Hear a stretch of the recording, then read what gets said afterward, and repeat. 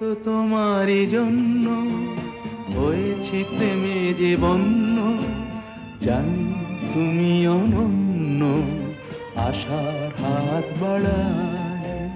যদি কখনো একান্তে চেয়েছি তোমায় জানতে, শুরু থেকে শেষ প্রান্তে ছুটে ছুটে গেছি তাই।